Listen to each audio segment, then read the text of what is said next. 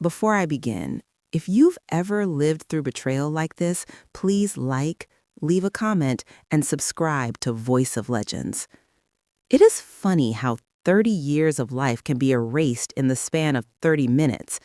I used to think that a marriage ended like a sunset, slowly with a gradual fading of light until you were left in the dark, but at least you saw it coming. I was wrong. My marriage didn't end like a sunset. It ended like a car crash. One moment I was planning Sunday dinner, making a mental note to buy the roast beef Richard liked, and the next I was standing on the front porch with rain plastering my hair to my forehead, staring at a closed door. The sound of the deadbolt sliding home was the loudest thing I had ever heard. It wasn't just a lock clicking, it was the sound of a guillotine severing my past from my future.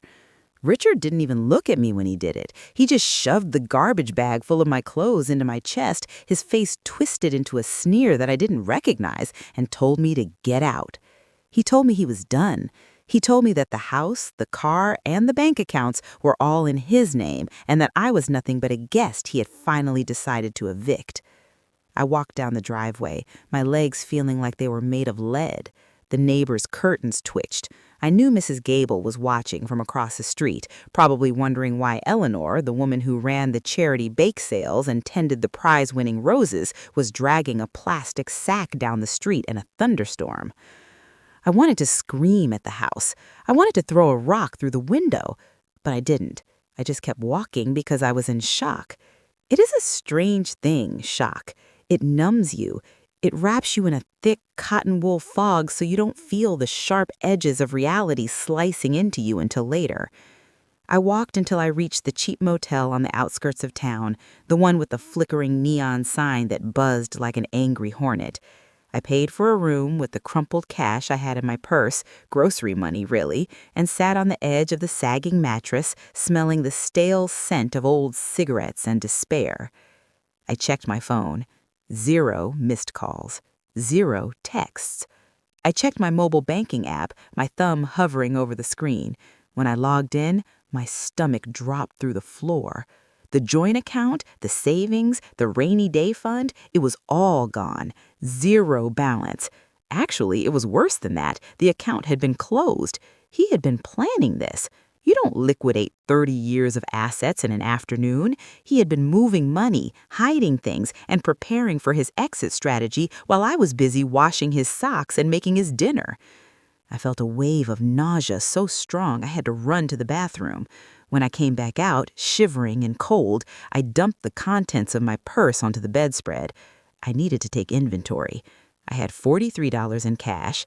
I had a tube of lipstick, a pack of mints, my driver's license, and a small, worn leather pouch that I kept tucked in the zippered lining of my bag.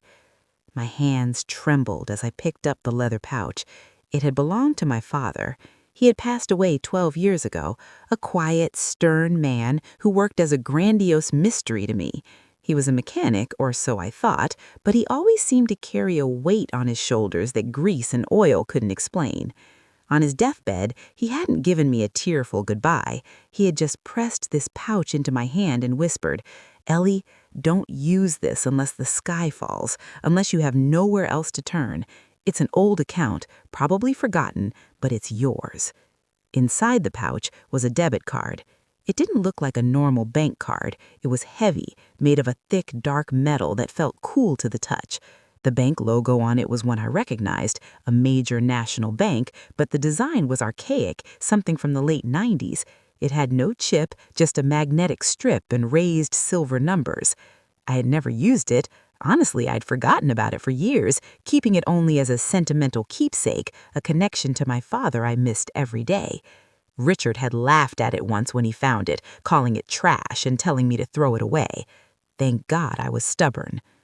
I slept in my clothes that night, terrified that if I took them off, I would never have the strength to put them back on.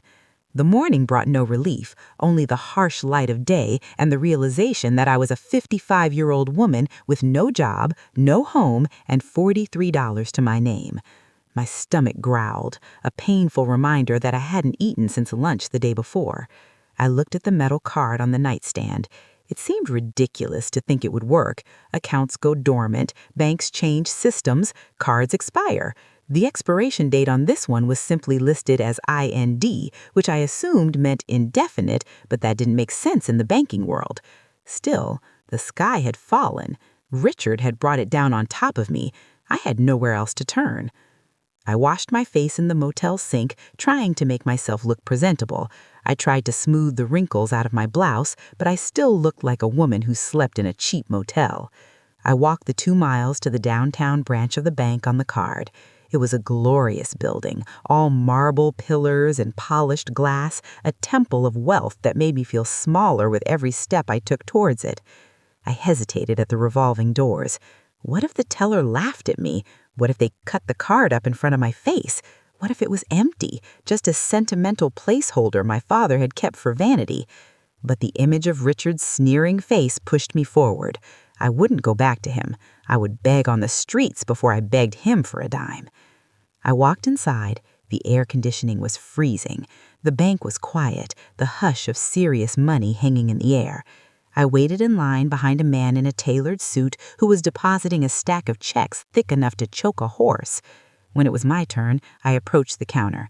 The teller was a young woman with bright red lipstick and a name tag that said Jessica. She smiled a practiced customer service smile.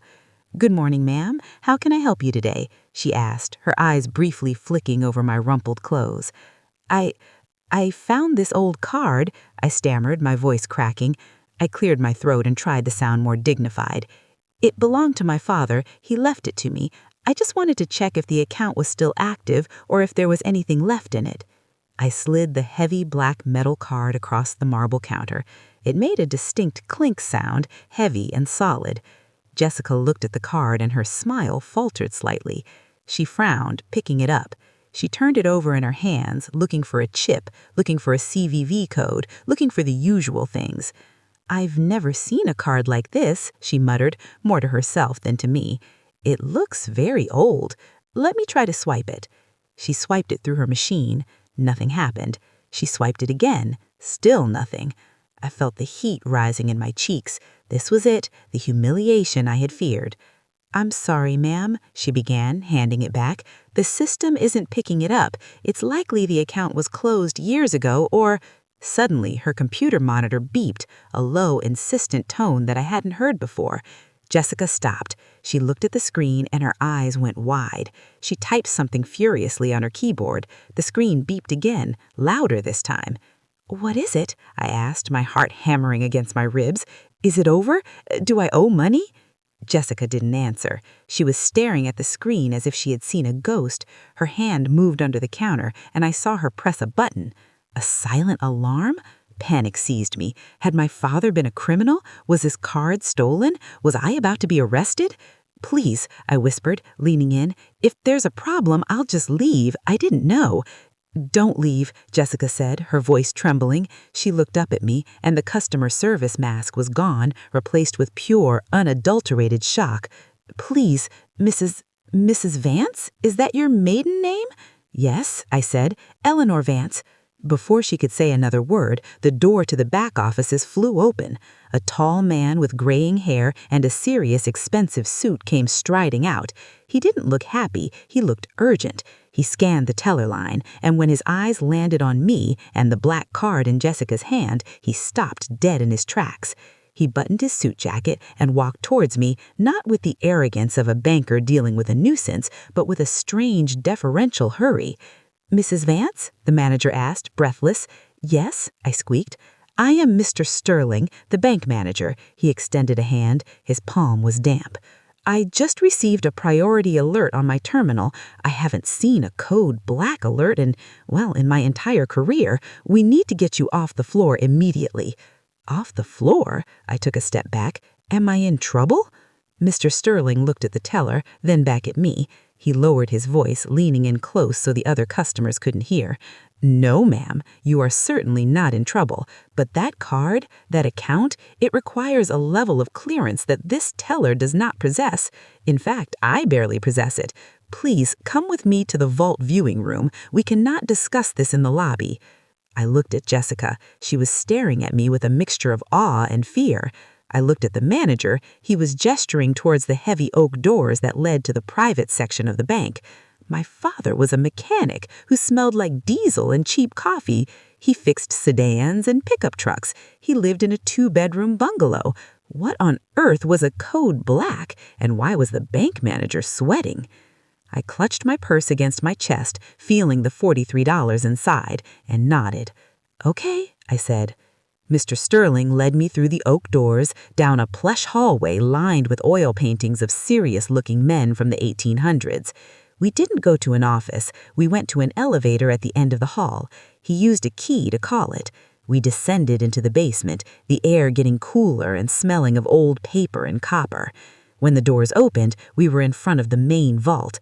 I had only seen things like this in movies: massive steel doors, security guards who didn't smile, and walls of safety deposit boxes. Mr. Sterling led me to a small... There were 7 zeros. I counted them 3 times, my finger hovering over the paper, shaking so hard that I almost smudged the ink. $18 million. And that was just the liquid cash sitting in a holding account. It didn't include the property values, the commercial leases, or the assets Mr. Sterling had mentioned were tied to the founding trust. I looked up at him, feeling the blood drain from my face. I thought I was going to faint. The room with the mahogany table seemed to tilt sideways.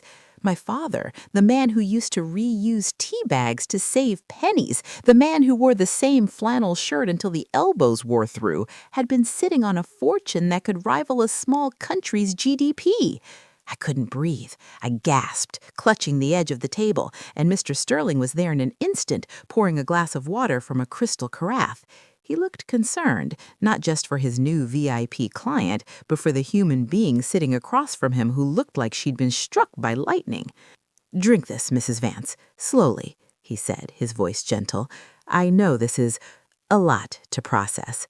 A lot to process? That was the understatement of the century. Yesterday, I was crying over the price of ground beef. Today, I was evidently one of the wealthiest women in the state. I drank the water, the cool liquid helping to ground me. "Mr. Sterling," I whispered, "I don't understand.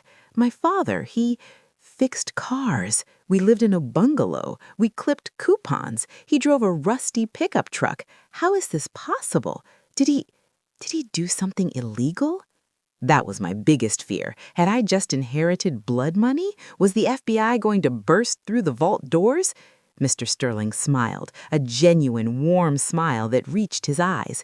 He sat back down and opened the folder again. "No, Eleanor. May I call you Eleanor? Your father was not a criminal. He was a savant. According to these records, back in the late 70s, he developed a hydraulic patent for heavy machinery. He sold the licensing rights to a global conglomerate, but instead of taking a lump sum, he took a fraction of a % of every unit sold forever. And then he took that money and quietly bought land, industrial wasteland that nobody wanted, swamps on the edge of town, old warehouses. He bought them for pennies on the dollar." Mr. Sterling gestured to the ceiling, indicating the bank above us. "He bought this city block when it was nothing but gravel and weeds. He leased the land to the bank on a 99-year contract. He didn't want the fame. He didn't want the lifestyle. He told the previous manager, my predecessor, that he wanted to live a simple life. He said wealth makes people strange. It makes them cruel. He wanted to raise his daughter to know the value of a dollar, not the weight of a gold bar." Tears pricked my eyes. It sounded exactly like him. He was protecting me. Even from the grave he was protecting me. But then a darker thought crept in. He had watched me struggle. He had watched Richard and me fight over bills. He had watched us scrimp and save. Why hadn't he helped then? As if reading my mind, Mr. Sterling slid a thick cream-colored envelope across the table. It was sealed with wax, and on the front, in my father's jagged, grease-stained handwriting, it said, "For Ellie, only open when the storm breaks." "He left this in the safety deposit box attached to the account," Mr. Sterling said softly. "He gave strict instructions that it was only to be given to you if you presented the black card. He said you would know when the time was right." I picked up the envelope. It felt heavy. My hands were trembling again. I broke the seal. Inside was a single sheet of yellow legal pad paper dated 3 weeks before he died. "My dearest Ellie, it read. If you are reading this, it means you've hit a wall that your kindness can't climb over. I know you, sweetheart. You have a heart of gold and you always see the best in people. That is your greatest strength, but it is also your greatest danger. I didn't give you this money while I was alive because I wanted you to build your own character, but I also didn't give it to you because I didn't trust the man you married. I gasped audibly. I covered my mouth with my hand. My father had never said a bad word about Richard to my face. He had been polite, if distant. Richard has the eyes of a wolf, the letter continued. He loves what you do for him, not who you are. I knew if I gave you this money, he would drain you dry and leave you with nothing. So I kept it safe. I buried it deep. This is your armor, Ellie. Use it to protect yourself. Use it to build a life where no one can ever tell you to leave again. I love you, always, Dad. I put the letter down, the tears flowing freely now. He knew. He had seen what I was too blind to see. He knew Richard was a wolf waiting for the sheep to fatten up, and Richard had proven him right. He had waited until he thought he had taken everything I had to offer, my youth, my labor, my love, and then discarded me. But he had missed the one thing my father had ensured he could never touch. I wiped my face with the back of my hand. I sat up straighter. The shock was fading, replaced by a cold, hard resolve. I wasn't just a discarded wife anymore. I was the owner of the ground Richard walked on, literally, if he banked here. Mr. Sterling, I said, my voice steady for the first time, I need access to these funds immediately. My husband, my ex-husband, has seized my personal accounts. I have $43 in my purse, and I am currently staying at the Motel 6 on the highway. Mr. Sterling's face darkened with indignation. He stood up abruptly. Say no more, Mrs. Vance. That ends right now.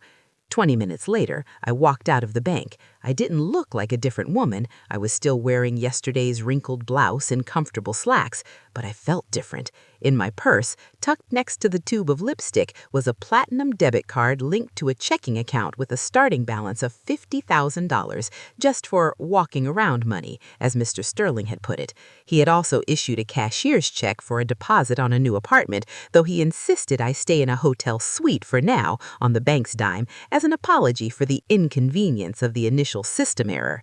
The rain had stopped. The sun was breaking through the clouds, reflecting off the puddles on the sidewalk. I took a deep breath. The air smelled cleaner. I hailed a taxi, not a bus, a taxi, and told the driver to take me to the Grand Hotel downtown. It was the kind of place Richard and I had walked past 1,000 times, where he would scoff at the valet parking and say it was for pretentious snobs. I checked in. The concierge didn't blink at my lack of luggage or my disheveled appearance once I handed over the platinum card. They gave me a suite on the top floor with a view of the city. I stood on the balcony, looking down at the streets. Somewhere down there, in the suburbs, Richard was probably sitting in his recliner, drinking a beer, feeling smug about how he handled his problem. He probably thought I was crying in a gutter. He probably thought he had won. I went into the bathroom, which was covered in marble and gold fixtures, and turned on the shower. I scrubbed the smell of the cheap motel off my skin. I washed my hair with expensive shampoo that smelled of jasmine and sandalwood. I wrapped myself in a plush white robe that felt like a hug. I ordered room service, a steak, a salad, and a slice of chocolate cake. I ate every bite, sitting in the middle of the king-sized bed. Then I decided I needed to go shopping. I couldn't wear these clothes anymore. They were the clothes of a victim. I took a taxi to the high-end district. I walked into a boutique that had no price tags on the clothes in the window. The salesgirl looked at me skeptically at first, but money has a smell, and I think I was starting to give it off. Or maybe it was just the confidence of knowing I could buy the store if I wanted. I bought a sleek black dress, a tailored cream coat, and a pair of Italian leather boots. I bought expensive lingerie, the kind I had never justified buying for myself because Richard said it was a waste of money since nobody sees it but me. Well, now I was wearing it for me. I looked in the mirror. Eleanor Vance stared back. She looked tired, yes. Her eyes were puffy, but she looked strong. She looked like a woman who had a secret. I was just paying for a new smartphone. Richard had kept me on his plan, and I knew he would cut it off any minute when my old phone buzzed in my purse. I pulled it out. It was a text from Richard. My heart gave a painful thump, a reflex of 30 years of conditioning. I looked at the screen. The cruelty was breathtaking. He wasn't just kicking me out. He was trying to erase me. He wanted me to come crawling back, to pick through garbage bags in the garage like a raccoon, so he could gloat. He wanted to see me broken. He wanted to verify his victory. I typed a reply. My fingers hovered over the keys. I could tell him to go to hell. I could tell him I was rich. I could tell him I was wearing a coat that cost more than his car. But my father's letter echoed in my mind. Richard has the eyes of a wolf. If I told him about the money now, he would sue. He would claim it was marital property. He would drag this out for years. He would try to take what my father had hidden specifically from him. No, he couldn't know. Not yet. I needed to be smarter than him. I needed to be the fox that outwits the wolf. I deleted my draft. I typed a new message. I'll send someone to pick it up. Please leave the garage unlocked. I hit send, then I turned off the phone, popped the SIM card out, and dropped it into the trash can next to the boutique's counter. I inserted the new SIM card into my new phone. I needed a lawyer. Mr. Sterling had given me a name before I left the bank. Arthur Penagolin, he said. He's not a strip mall lawyer, Eleanor. He's a shark who eats other sharks. He handles the trust's legal affairs. Call him. I sat on a bench outside the boutique, watching the city traffic, and dialed the number. It rang twice. Penagolin Law, a crisp voice answered. This is Eleanor Vance, I said, channeling every ounce of my father's steel. I am a referral from Mr. Sterling at First National. I need to file for divorce, and I need to protect a very large asset from a very greedy man. There was a pause on the line, and the tone changed instantly. Mrs. Vance, Mr. Sterling just called ahead. Arthur is expecting you. Can you be here in 20 minutes? I'll be there, I said. I stood up, smoothing my new coat. I caught my reflection in The offices of Penhaligon Law were located in a glass spire that seemed to pierce the clouds, a fitting fortress for a man who, according to Mr. Sterling, ate other sharks for breakfast. I rode the elevator to the 42nd floor, my reflection in the polished brass doors staring back at me. The woman in the glass looked expensive in her new cream coat and Italian boots, but inside I was still the housewife trembling in the rain. I was just wrapped in better packaging. When the doors opened, the reception area was silent and intimidating, decorated in stark whites and grays. A receptionist with glasses perched on the end of her nose looked up, ready to dismiss me until I spoke. Eleanor Vance, to see Mr. Penhaligon.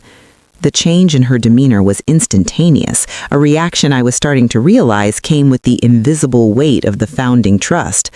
Of course, Mrs. Vance, he is expecting you. Go right back. Arthur Penhaligon was not what I expected. I had pictured a slick young shark in a flashy suit. Instead, the man standing by the floor-to-ceiling window was elderly, perhaps in his 70s, with a shock of white hair and a face lined like a road map of difficult battles. He wore a three-piece tweed suit that looked like it belonged in an old library. He turned as I entered, his eyes sharp and blue, assessing me with an intensity that made me want to fidget. He didn't smile, but he nodded, a gesture of respect between soldiers. Mrs. Vance, he said, his voice a deep rumble. Sterling told me the sleeping giant has finally woken up. Please, sit. I sat in a leather chair that swallowed me whole. He placed a file on the desk. My father's name was on the tab. Your father was a brilliant man, Arthur said, pouring us both tea from a silver service. He set up this trust with ironclad provisions. He anticipated everything: taxes, inflation, and yes, predatory marriages. The assets in the founding trust are structured as a discretionary inheritance. In plain English, Eleanor, the money belongs to the trust, not you, until you withdraw it. Since you never withdrew a cent during your marriage and you never commingled these funds with your husband's accounts, Richard cannot touch them. They are invisible to him. Legally, they don't exist as marital property. I let out a breath I didn't know I was holding. So he can't take half? Arthur chuckled, a dry, rasping sound. He can't take a penny. But His expression hardened. That doesn't mean he won't try if he finds out. Greed makes people litigious. If he knows you are worth millions, he will drag the divorce out for a decade just to spite you. He will freeze your assets, subpoena your records, and make your life a living hell while the courts figure it out. We cannot let him know. He thinks I'm destitute, I said, looking at my hands. He kicked me out with nothing. He thinks I'm begging on the street. Arthur nodded slowly. Good. We need him thinking you are desperate. We need him to believe he has won. We need him to sign the divorce papers quickly, believing he is getting away with robbery. If he thinks you are desperate, he will offer a quick settlement to get rid of you. We will accept it. I looked up, stung. Accept it? But he took the house, my mother's china, the garden I planted. You want him to keep it? Arthur leaned forward, his eyes locking onto mine. Eleanor, do you want the house or do you want your freedom?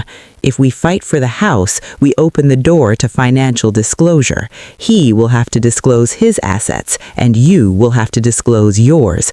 Do you want to trade $18 million and total freedom for a 3-bedroom ranch and a set of dishes? Put that way, the choice was obvious, but it still tasted like ash in my mouth. It felt like letting a bully keep my lunch money just so he'd stop hitting me. I want him to hurt, I confessed, my voice barely a whisper. I want him to feel what I felt standing in that rain. Arthur sat back, tenting his fingers. Oh, he will hurt, Mrs. Vance, but we play the long game. We let him keep the house. We let him keep the joint savings he stole. We sign the papers, and the day the divorce decree is stamped and final, that is when we buy the mortgage note on his house and foreclose. That is when we buy the company he works for. That is when we crush him. But first, we must sever the legal tie. I shivered. It was cold, calculated, and terrifying. It was exactly what my father would have done. Okay, I said, we do it your way. Excellent, Arthur said. He opened a drawer and pulled out a burner phone. Use this. Do not use your old number. Do not log into social media. You are a ghost. Now, regarding your personal items in the garage, I have a team for that. You will not go back there. I nodded, but then a sharp pain of anxiety hit me. My daughter, Sarah, I need to talk to her. She needs to know I'm okay. Arthur's face softened slightly, but his eyes remained wary. Be careful, Eleanor. Richard has had a 24-hour head start. Narratives set quickly. I left the office with the burner phone in my hand. I walked to a nearby park, finding a quiet bench under an oak tree. The city bustled around me, indifferent to my drama. I dialed Sarah's number. My heart hammered against my ribs. She was my baby. I remembered braiding her hair, teaching her to drive, crying when she went to college. Surely that bond was stronger than Richard's lies. The phone rang 3 times. Hello? Her voice was sharp, defensive. Mom, it's Mom, I said, tears instantly springing to my eyes. Oh, honey, Mom? She cut me off, her tone dripping with ice. Why are you calling me from a random number? Dad said you disappeared. He said you were having some kind of episode. I didn't disappear, Sarah. He kicked me out. He changed the locks. I'm staying at a hotel downtown. A hotel? Sarah scoffed. With what money?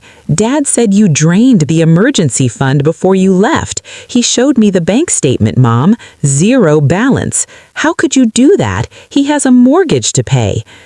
I felt like I had been punched in the gut. I didn't touch that money, Sarah. He did. He closed the account. He's lying to you. Stop it, Sarah shouted. I could hear the shaking in her voice.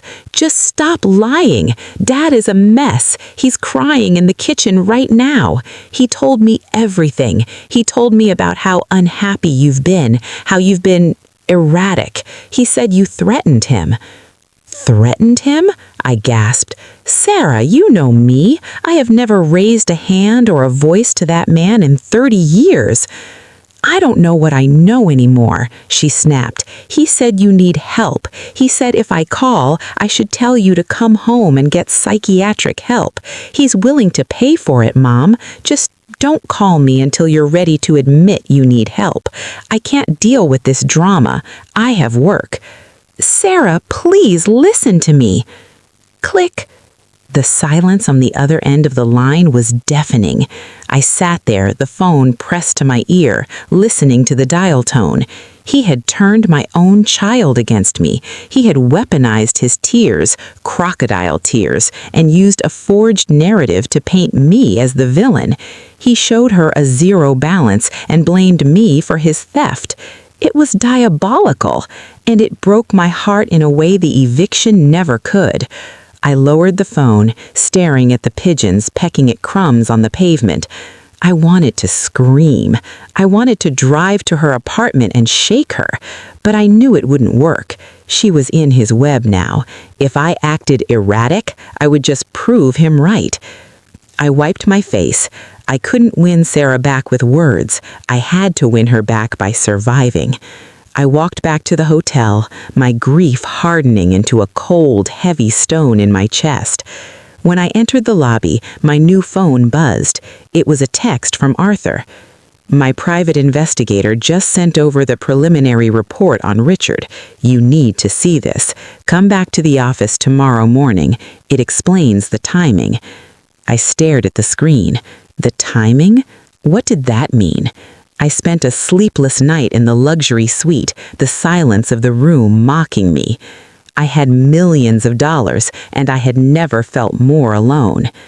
The next morning, I was back in Arthur's office. He didn't offer tea this time. He slid a manila envelope across the desk. Inside were photographs, grainy, zoomed-in photos taken with a long-range lens. I picked up the first one. It was Richard. He was at a restaurant, an expensive steakhouse across town that we only went to for anniversaries. He wasn't alone. Sitting across from him, laughing and holding his hand, was a woman. She was young, maybe Sarah's age, blonde, pretty, and looking at my husband like he was the center of the universe. Her name is Tiffany Close, Arthur said, his voice void of emotion. She's 24. She's his new secretary. They've been seeing each other for 6 months. I flipped to the next photo. It was them looking at a brochure, a travel brochure. And this, Arthur pointed to a document underneath the photos, is a booking confirmation for a 2-week cruise to the Mediterranean, departing in 3 days. The suite cost $12,000. I stared at the paper. I sat on the cold concrete floor of that warehouse for hours. The sun had begun to dip below the horizon, casting long, skeletal shadows through the high windows, but I barely noticed the fading light. My world had already gone dark. In my lap sat an old battery-operated cassette player that my father had left in the safe along with the tapes. I had hesitated to press play, terrified of what I might hear, but the silence of the warehouse was louder than any noise. I needed to know. I pressed the button. The tape hissed for a moment, the sound of magnetic static filling the small room, and then a voice cut through the air. It was younger, smoother, but unmistakably Richard. I'm telling you, the old man suspects nothing, Richard's voice said. It sounded tinny, distorted by time, but the arrogance was crystal clear. He's just a grease monkey. I run the books through the back office. By the time he realizes the inventory doesn't match the invoices, the parts will be in Jersey and I'll have my cut. There was a pause, and then a deeper, gravelly voice spoke. And the wife? Eleanor? Ellie? Richard laughed. It was a dismissive, cruel sound that made my skin crawl. Ellie thinks I'm the golden boy. She's so happy to be married to a businessman, she doesn't ask questions. She's soft. She'll believe whatever I tell her. I clicked the stop button. My hand was shaking so violently I nearly dropped the player. I felt like I was going to throw up. Soft. He called me soft. He thought I was stupid. I rewinded the tape and played the next section. This one was dated 3 months later. The tone had changed. Richard sounded panicked. "You can't do this, Frank. You can't put the squeeze on me now," Richard was shouting. "We aren't squeezing you, Richie," the gravelly voice replied. "We're just using your father-in-law's shop as a hub. It's perfect. Clean record, respected owner. You keep the doors open, we move the product." "But he knows," Richard hissed. "The old man, he found the ledger. He confronted me last night. He has photos, Frank. He saw the transfer." "Then handle him," the voice said coldly, "or we handle him. And if we handle him, we handle the daughter too. No loose ends." I gasped, covering my mouth. My father? They had threatened my father, and they had threatened me. I scrambled to find the next tape, dated only 2 days after that conversation. This one was different. It wasn't a phone recording. It sounded like it was recorded in a room, maybe the very office I was sitting in. "Sit down, Richard." It was my father's voice, calm, steel. "Look, Dad, I can explain." Richard's voice was trembling. "You won't explain anything," my father interrupted. "I know what you've been moving through my shop. Stolen airbags, catalytic converters, high-end electronics. You've been using my good name to wash your filth." "I didn't have a choice. They forced me." "You sought them out because you wanted a fast car and a Rolex," my father snapped. "I have the evidence, Richard. I have the logs. I have the photos of you shaking hands with Calabrese. I have enough to put you away for 20 years. And I have enough to get your friends to turn on you for being a liability." "Please," Richard sobbed, "please don't go to the police. They'll kill me. They'll kill Ellie." "That is the only reason you are still breathing, because you married my daughter, because she loves you, God help her. If I turn you in, her heart breaks and she becomes a target. So here is the deal. Anything, anything. You are going to stop today. You are going to cut ties. I don't care how you do it, but you get out. And then you are going to spend every day of the rest of your life making it up to her. You will work hard. You will be faithful. You will provide for her. You will treat her like the queen she is. Because the second you hurt her or leave her or make her cry, this file goes to the district attorney, and a copy goes to Calabrese's rivals. You understand me? I am not keeping you out of jail for your sake. I am keeping you as a hostage for hers." The tape ended with a sharp click. I sat there, staring at the wall, tears streaming down my face. It all made sense. My father's distance from Richard, the tension at family dinners, the way Richard was always so solicitous, so eager to please in the early years, always looking over his shoulder. He wasn't a good husband because he loved me. He was a good husband because he was terrified of my father. My marriage, my entire life had been a plea bargain, a prison sentence for him. And when my father died 12 years ago, Richard must have felt the noose loosen. But he didn't leave immediately. Why? Because he didn't know where the evidence was. He must have spent the last decades searching for it, testing the waters, waiting to see if a lawyer would pop up. When nothing happened, he got brave, he got sloppy, he found Tiffany, and finally he decided he was safe enough to discard me. "You fool," I whispered into the silence. "You absolute fool." I packed the tapes and the binder into the bag. I stood up, my knees cracking. I felt heavy, burdened by the truth, but also strangely light. The grief over losing my husband was gone, replaced by a cold, burning rage. He hadn't just broken my heart. He had held a gun to my family's head for 30 years. He had used my father's love for me as a shield for his own crimes. I walked out of the warehouse, locked the biometric door, and climbed into the back of the sedan. "Take me to Mr. Penhaligon's office and drive fast." When I slapped the binder onto Arthur's desk an hour later, the old lawyer actually flinched. I told him everything. I played the tapes. I showed the photos. Arthur listened in silence, his face growing paler by the minute. When it was over, he took off his glasses and rubbed the bridge of his nose.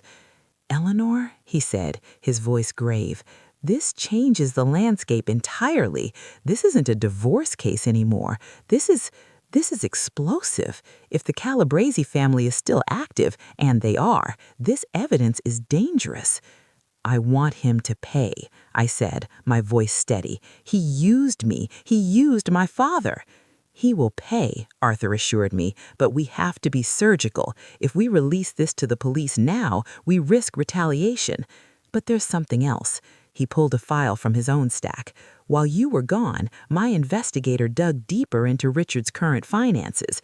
We found out why he needed that cruise and why he drained your accounts. To impress Tiffany, I guessed. Arthur shook his head.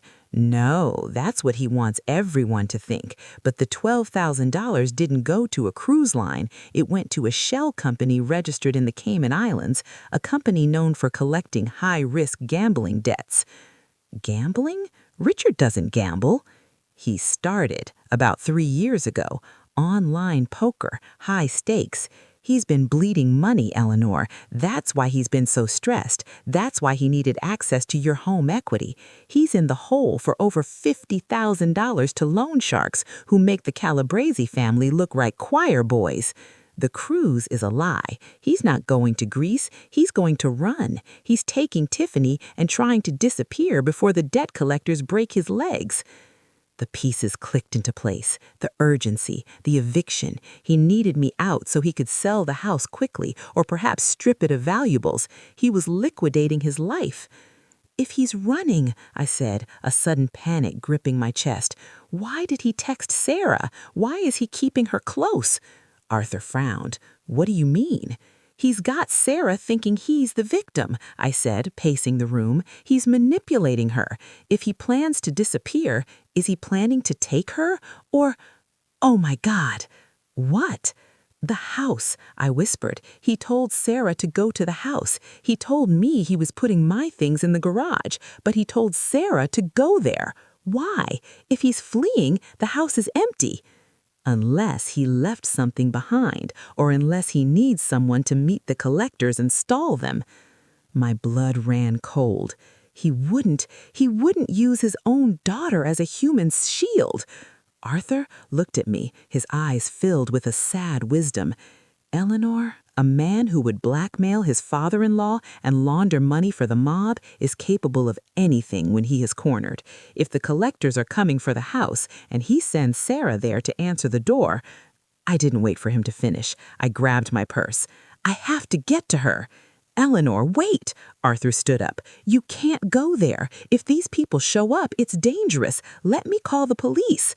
The police will take 20 minutes, I shouted, already at the door. Sarah is there now. I'm going. I ran to the elevator. I didn't wait for the sedan. I flagged a taxi on the street, practically throwing myself into the back seat.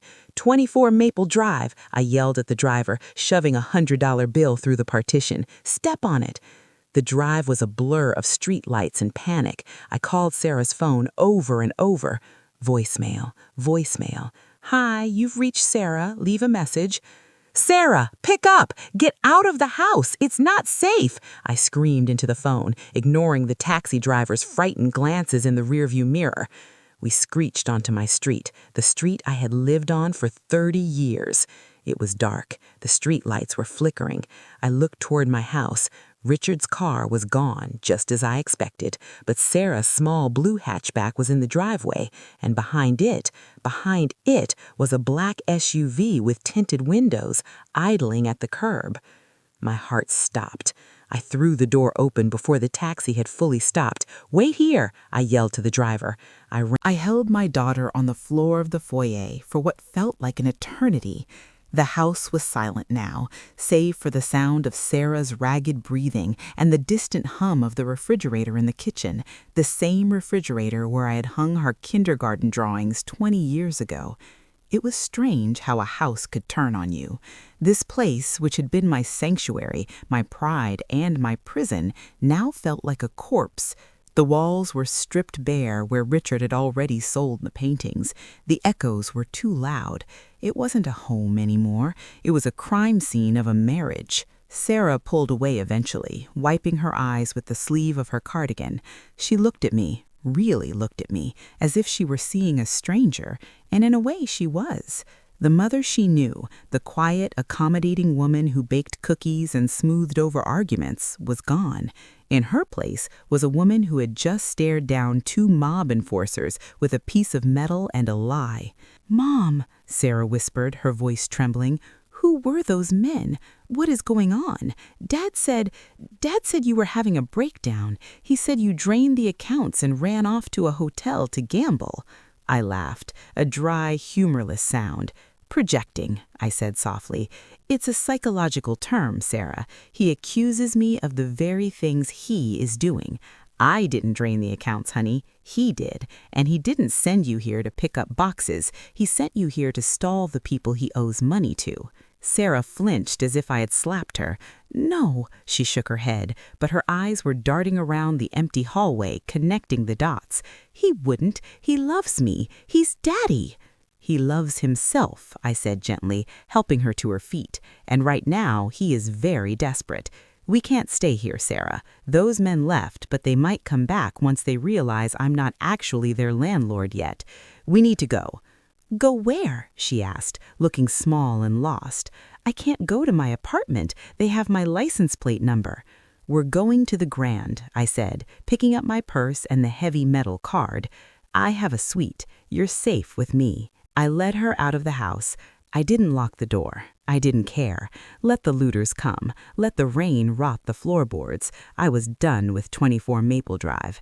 As we walked down the driveway to the waiting taxi, I felt a severance in my soul, a final chord snapping. I wasn't leaving my home. I was escaping a sinking ship. The ride to the hotel was quiet. Sarah stared out the window, watching the city blur by. I could see the wheels turning in her head, the painful process of dismantling the pedestal she had built for her father. When we arrived at the Grand, the doorman greeted me by name. "Good evening, Mrs. Vance. Can I help with your bags?" Sarah looked at me, confused. I just nodded and swept past him into the gold-leafed lobby. When we entered the suite, with its panoramic view and plush velvet furniture, Sarah finally spoke. "Mom," she said, looking around the room, "this costs a fortune. How are you paying for this? If Dad took everything—" I sat her down on the sofa and ordered tea from room service. Then I sat across from her and took her hands. "Your grandfather didn't just fix cars, Sarah. He was a very smart man who didn't trust your father. He left me something your father couldn't touch, something he didn't know about until it was too late." I told her everything. I told her about the bank account. I told her about the warehouse. I didn't show her the tapes yet. She had been through enough trauma for one night. But I told her about the gambling debt and the mistress. "Tiffany," Sarah's face crumpled. "I know her. She came to the office Christmas party. Dad said she was an intern. She was nice to me." That's how they operate, Sarah. Charm is a weapon. Just then, Sarah's phone buzzed on the coffee table. The screen lit up with a photo of Richard, smiling, holding a fish from a trip 5 years ago. Dad calling. Sarah stared at the phone like it was a bomb. "It's him," she whispered. "What do I do? If I don't answer, he'll know something is wrong." "If you do answer," I said, "he'll spin another web. He'll tell you those men were my friends. He'll tell you I sent them. He will gaslight you until you don't know up from down." I reached out. "Let me answer." Sarah hesitated, then pushed the phone toward me. I picked it up. I swiped green. I put it to my ear, but I didn't say a word. I just listened. "Hello?" Richard's voice was frantic, breathless. "Sarah? Honey, are you okay? Did you get the boxes? Listen, I'm at the airport. My flight got bumped up. I need you to do me a huge favor. Did you find a blue folder in the garage? I need the numbers off the papers inside. It's urgent." He didn't ask about the men. He didn't ask if she was safe. He asked about a folder. He was checking to see if his human shield had survived long enough to do his errand. "Hello, Richard," I said. My voice was low, calm, and ice cold. There was a silence on the other end so profound I could almost hear his heart stop. "Ellie," he stammered, Why do you have Sarah's phone? Where is she?" "She's with me," I said. "Safe, unlike the house you sent her to." I don't know what you're talking about, he said, his voice pitching up, the lying reflex kicking in instantly. You're the one who was acting crazy, getting kicked out. Stop, I cut him off. Just stop. I know about Tiffany, I know about the Cayman Island accounts, I know about the gambling debts, and I know about the men who just broke into our house looking for their money. You're delusional, he spat, though his voice was shaking. You're sick, Eleanor. I'm getting you help. And Richard, I continued, ignoring him, I know about the warehouse. I know about the trust. I went to the bank, Richard. I used the black card. This time, the silence lasted longer. When he spoke again, the mask was completely gone. His voice was a low growl, the voice of the wolf my father had warned me about. You have no right to that money, he hissed. That old man was a fool. I built our life. I kept us afloat while he hoarded millions in a swamp. That money is marital property, Eleanor. If you touch a dime of it, I will sue you until you rot. You can't sue anyone from prison, I said. I have the tapes, Richard. I have the ledger. I know about the Calabrese family. And guess what? I met your friends tonight. They seemed very interested to know that you were skipping town. You didn't, he whispered. The fear was palpable now. I didn't tell them where you were, I lied. Not yet. But I'm looking at a photo of a cruise itinerary.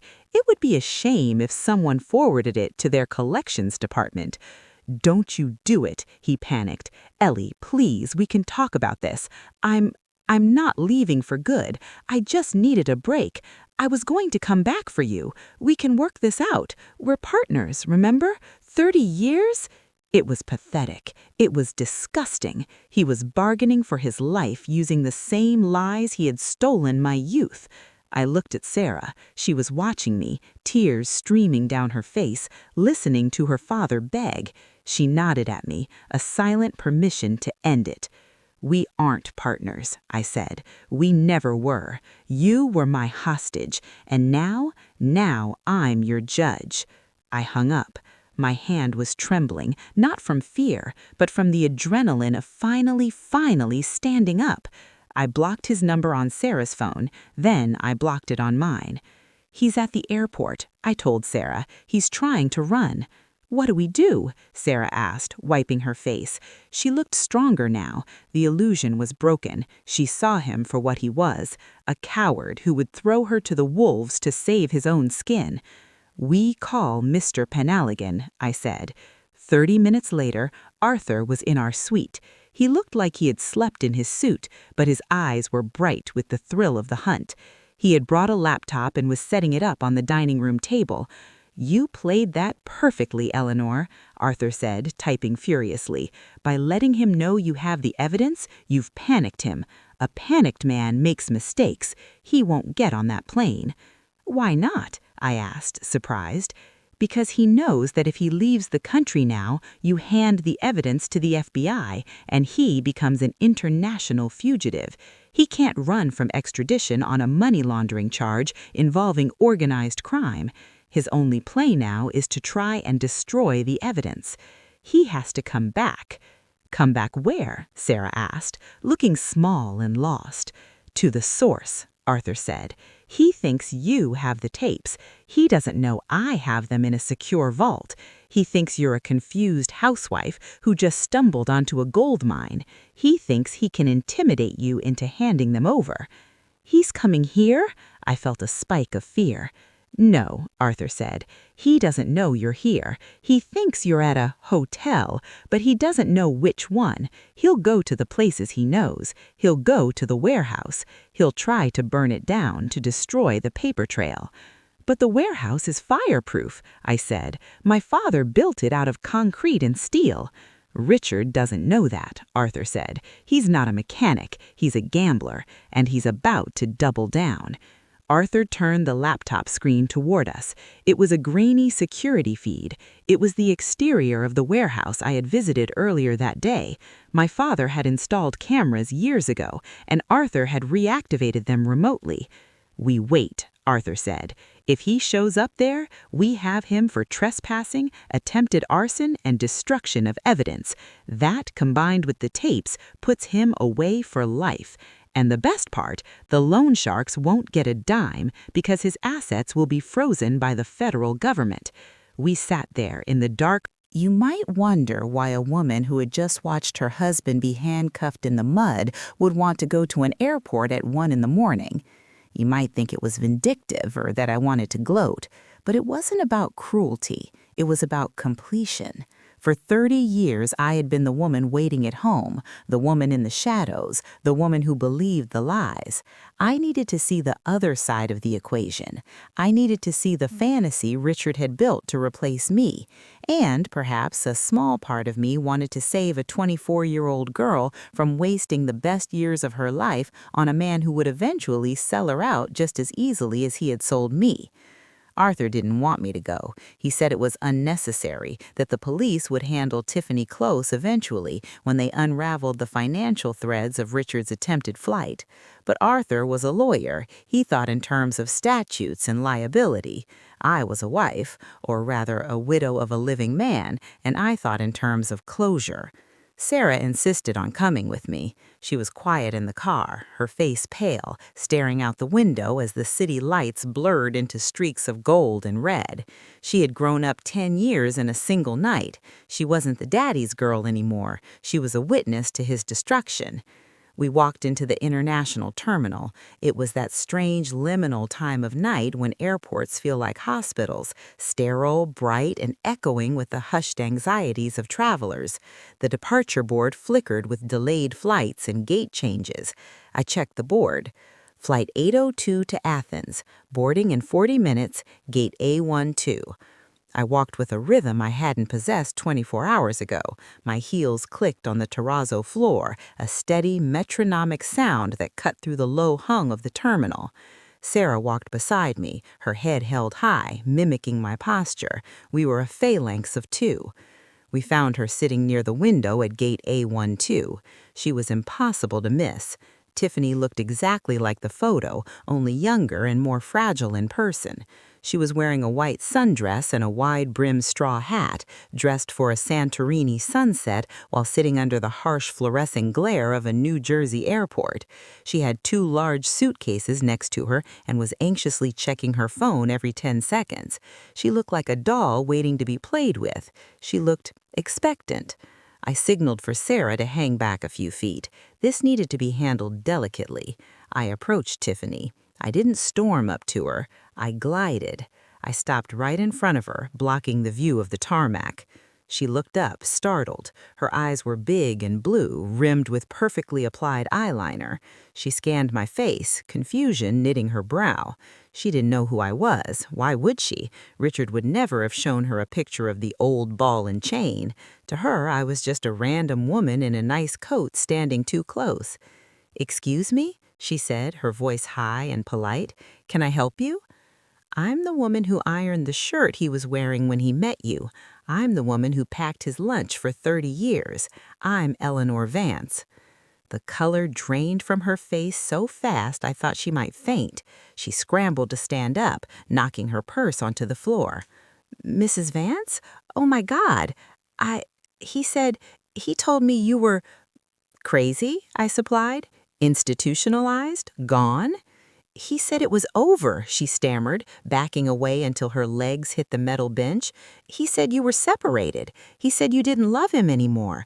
Please, I don't want any trouble. We're just going on a trip." "He lied," Sarah said, stepping forward. Her voice was shaky but loud enough to turn heads. "He lied about everything, Tiffany. He didn't leave Mom. He kicked her out because he owed money to criminals." Tiffany looked from me to Sarah, her eyes wide with panic. "What? That's not true. Richie has investments. He's taking me to Greece. Look, I have the tickets." She waved her boarding pass like a shield. I stepped closer, lowering my voice to a whisper that was far more terrifying than a scream. Richie doesn't have investments, dear. Richie has debts. The $12,000 he spent on those tickets was the last money we had. And the reason he isn't here right now isn't because he's late. It's because he's in the back of a police cruiser. Tiffany froze. Her mouth opened, but no sound came out. Richie tried to burn down a warehouse tonight, I continued, relaying the facts as if I were reading a grocery list. He was trying to destroy evidence of money laundering. He was planning to get on this plane with you, not to take you on a romantic getaway, but to use you as cover while he fled federal jurisdiction. You weren't his girlfriend, Tiffany. You were his mule. "No," she whispered, tears spilling over. "No, he loves me. He said I was the only one who understood him. He said you were cold." I became cold because I carried the weight of his secrets for 30 decades, and if you had gotten on that plane, you would have become cold too. You would have woken up in a foreign country with a man who had no money, no passport, and a warrant out for his arrest. You would have been an accessory to a felony. I reached into my purse and pulled out the burner phone that Arthur had given me. I opened the gallery and found the screenshot Arthur had sent me, the mugshot from the precinct, taken only 20 minutes ago. It was unflattering. Richard looked wet, muddy, and terrified. I held the phone up to her face. "Does this look like a man who is coming to take you to paradise?" Tiffany stared at the screen. She let out a small, strangled sob. She slumped back onto the bench, burying her face in her hands. She was just a child, really, a foolish, selfish child who had been seduced by a predator. "He told me he was rich. He bought me things. He promised to pay off my student loans." "With my money," I said sharply, "with the money I saved by clipping coupons and skipping vacations. Every gift he gave you was stolen from his family." I looked at Sarah. She was watching Tiffany with a mixture of disgust and pity. Sarah had lost a father, but she was seeing clearly for the first time that her father was a construct, a fiction. "Go home, Tiffany," I said, my voice softening just a fraction. "The police will probably want to talk to you tomorrow. Arthur, my lawyer, has already given your name. If you're smart, you'll tell the truth. You'll tell him he duped you. If you lie to protect him, you'll go to prison with him." Tiffany looked up, her mascara running down her cheeks in black streaks. "What do I do now?" she asked, helpless. "You return the tickets, you take your suitcases, you get in a taxi, and you go back to your life, and you thank God you didn't marry him. You got off easy. It took me 30 years to get free. You only lost 6 months. I turned around. I didn't wait for her response. I had said what I needed to say. The fantasy was shattered. The other woman wasn't a villainess. She was just collateral damage in Richard's war against reality. Sarah walked beside me as we exited the terminal. We walked out into the cool night air, the automatic doors sliding shut behind us. "You were nice to her," Sarah said, sounding surprised. "Nicer than she deserved." "Hating her won't fix anything," I said. "She's nobody. She's just a symptom of his disease. If it wasn't her, it would have been someone else. Richard needed adoration like a vampire needed blood. When I stopped clapping for his mediocre performances, he found someone new in the front row." We got into the waiting car. I was exhausted. My bones felt heavy, my eyes gritty, but my mind was clear. "What happens now?" Sarah asked as we drove back toward the city. "Now," I said, looking at the city skyline, "we let the lawyers do their jobs, and we start living. Real living, not just surviving." The next few days were a blur of legal meetings, depositions, and headlines. The story of Richard's arrest was local news fodder for about 48 hours. Businessman arrested in arson attempt, ties to mob alleged. It was humiliating, of course. The neighbors who had watched me drag my trash bag down the driveway were now giving interviews to local news crews saying they always knew something was off about Richard. Mrs. Gable told Channel 4 that she had seen dark auras around the house. People love a tragedy when it's not happening to them. But I was insulated from it. Arthur Penhaligon was a fortress. He handled the press. He handled the police. He handled the freezing of assets. 3 days after the arrest, Arthur called me into his office. "Richard wants to see you," he said, sitting behind his massive desk. I looked up from the tea I was sipping. "Is he out on bail?" "No," Arthur scoffed. "Bail was denied. Fright risk. He's in the county detention center. He's requesting a visitation. His lawyer says he wants to explain." "Explain what?" I asked. "Why he stole my money? Why he cheated? Why he almost got our daughter killed?" "Likely he wants to cut a deal," Arthur said. "He knows we have the tapes. He knows you control the founding trust. He probably thinks he can charm you one last time into dropping the civil suits or refusing to testify." I thought about it. I thought about the man I loved. I thought about the man in the mud. Did I owe him a visit? Did I need to hear his excuses? "No," I said firmly. "I don't want to see him." Arthur nodded approvingly. "Good, there is no benefit to it." "However," I said, setting my cup down, "there is one thing I want to do. I want to go to the house." "The house on Maple Drive?" Arthur frowned. "It's a crime scene, technically, though the police have released it. It's been tossed by the loan sharks. It's a mess, Eleanor." "I know," I said, "but I need to go. I need to get something, not for me, for Sarah." I went back to 24 Maple Drive that afternoon. The police tape had been removed, but the door jamb was splintered where the loan sharks likely kicked it or shoved it. I walked inside. The air smelled musty. The air was stagnant. Peace is a funny thing. You fight so hard for it, clawing your way through mud and betrayal, thinking that once you reach the summit, the wind will stop blowing. But the wind never really stops. It just changes direction. 6 months had passed since the night the police lights washed over the wet pavement in front of the warehouse. 6 months since Richard was led away in handcuffs, and 6 months since I had reclaimed my name. The Vance Center for Women was thriving. It had become a beacon in the community, a place where the broken tiles of shattered lives were reassembled into mosaics of strength. I was no longer just a survivor, I was a pillar. I spent my days reviewing grant applications, organizing legal workshops, and simply sitting with women who needed to know that the shaking in their hands would eventually stop. Sarah was doing well, too. She was excelling in her psychology program, channeling her trauma into a fierce desire to understand the human mind.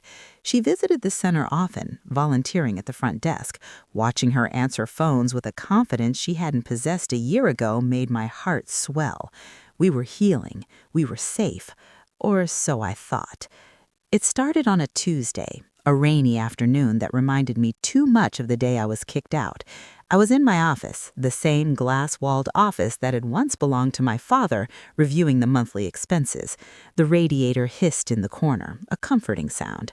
My assistant, a lovely young woman named Maria, who had come to us as a client 3 months prior, knocked on the door.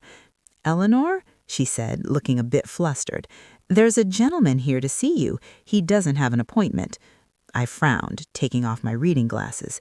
"Is he a donor? A lawyer?" "He didn't say," Maria replied, wringing her hands. "He just said he's an old friend of your father's. He said his name is Frank."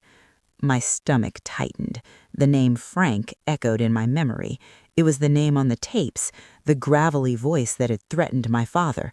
"We handle him, we handle the daughter, too." I stood up, my legs feeling suddenly heavy. "Send him in, Maria, and please stay at your desk. If I press the buzzer under my desk, call the police immediately." Maria's eyes widened, but she nodded and left. A moment later, the door opened. The man who walked in was not the thug I expected. He was elderly, perhaps in his late 70s, leaning heavily on a cane with a silver wolf's head handle. He wore an expensive cashmere coat and a fedora that he removed respectfully as he entered. He didn't look like a mobster. He looked like a grandfather. But his eyes, cold, milky blue, and utterly void of warmth, betrayed him. "Eleanor," he rasped. It was the voice. Older, weaker, but undeniably the voice from the cassette tape. "I look just like your mother. God rest her soul." "Frank," I said, not offering him a seat. I remained standing behind my desk, my hand hovering near the silent alarm. "I've heard your voice before, on a recording inside a safe." Frank smiled, a slow stretching of thin lips. Ah, the tapes. Your father was always a sentimental man. He liked to keep souvenirs. He walked over to one of the chairs and sat down without invitation, resting his cane against the desk. I'm not here to talk about the past, Eleanor. I'm here to talk about the future. I have nothing to discuss with you, I said, my voice steady despite the thumping of my heart. This building is a legal aid center now. We work closely with the police. You are trespassing. Technically, Frank said, examining his fingernails, I'm a potential benefactor. I've been reading about your work. Very noble, helping the downtrodden. Your father would have liked that. He always had a soft spot for the weak. That's why he let Richard live so long. The mention of Richard made me bristle. What do you want, Frank? He sighed, shifting in the chair. The Calabrese family, my family, has certain legacy interests in this property. When your father bought this land, we were silent investors. The paperwork your lawyer found, the deed, it's valid, yes, but there are other agreements, gentlemen's agreements, that predate your trust. My lawyer says the title is clean, and since you operate in the shadows, I doubt you have any paperwork that would stand up in a court of law. Frank chuckled darkly. Courts are for people who can't handle their own affairs. Look, Eleanor, let's be reasonable. We don't want the building. You can keep your little charity. We want what's under the building. I froze. Under it? The basement, specifically the sub-basement, the one your father sealed off with concrete in 1998. He told us he filled it in, but we know he didn't. We know he just hid the access. There is no sub-basement. I've seen the blueprints.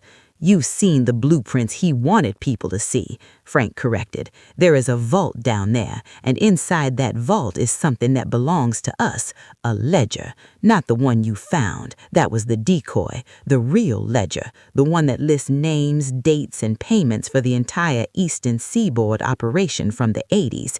It also contains other items, collateral. And why are you telling me this now? Why wait 20 years? Because Frank, his face hardening, your husband, Richard, has been trying to cut a deal with the feds. He's in prison, yes, but he's singing like a canary. He told them about the sub-basement. He's trying to trade the location of that ledger for a reduced sentence. My blood ran cold. Richard, even from a jail cell, he was trying to destroy me. He was trying to lead the FBI right to my doorstep, to tear up the foundation of the sanctuary I had built. If the feds come here with jackhammers, Frank continued, they will destroy your center. They will seize the property as a crime scene. Your women will be on the street. Your reputation will be ruined. Vance Center built on mob graveyard. Can you see the headlines? So you want to get to it first, I deduced. Precisely, Frank nodded. We want to come in, quietly, at night. We drill a hole, we extract our property, we seal it back up. You never see us again. We even make a generous anonymous donation to your cause, $500,000, hush money if you like, or a grant. I stared at him. It was a devil's bargain. Let the mob into my sanctuary to remove evidence of their crimes in exchange for safety and money. If I refused, the FBI would come, Richard would get his deal, and my center would be destroyed by the investigation.